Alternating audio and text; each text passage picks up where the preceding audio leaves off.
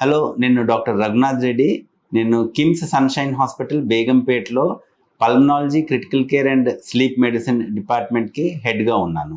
ఆస్తమాలో మనం చూస్తే 95% normal, not so severe asthma.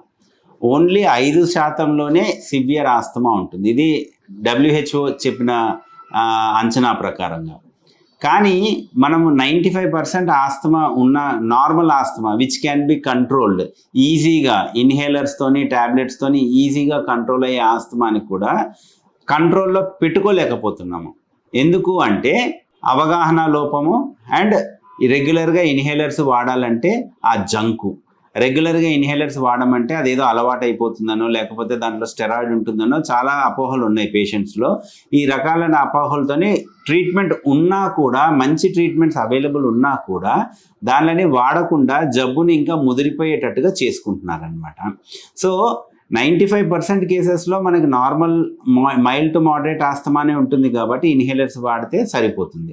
Severe asthma అంటే ఏంటి అంటే ఈ ఇన్హేలర్స్ అనేది హై డోసెస్లో ఇచ్చినా కూడా, దాంతో పాటుగా కొన్ని ట్యాబ్లెట్స్ యాడ్ చేసి ఇచ్చినా కూడా ఆస్తమా కంట్రోల్లోకి రాని వాళ్ళని సివియర్ ఆస్తమా ఉంది అంటాం.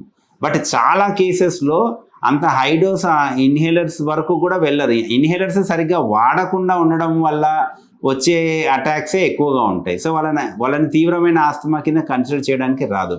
తీవ్రమైన ఆస్తమా అంటే రెగ్యులర్గా ఇన్హేలర్స్ హై డోసెస్లో వాడుతూ అదే ప్రకారంగా వేరే comorbids which can cause asthma, like sinusitis కానీ, లైక్ అసిడిటీ కానీ, లైక్ అబ్స్ట్రక్టివ్ స్లీప్ యాప్నియా కానీ, లేకపోతే ఇంకా వేరే ఇతరత్ర కారణాలు ఉన్న అవన్నీ కూడా కంట్రోల్ చేసిన తర్వాత కూడా ఆస్తమా కంట్రోల్ అవ్వట్లేదు అంటే దాన్ని మనము తీవ్రమైన ఆస్తమా అంటే సివియర్ ఆస్తమా అని డిఫైన్ చేస్తామన్నమాట. సివియర్ ఆస్తమాకి కూడా ఈ టైంలో చాలా రకాలుగా ట్రీట్మెంట్స్ ఉన్నాయి. లైక్ బయోలాజికల్స్ అంటాం. బయోలాజికల్స్ అంటే అవి ఇంజెక్షన్స్ అన్నమాట. అవి depending on the type of inflammation.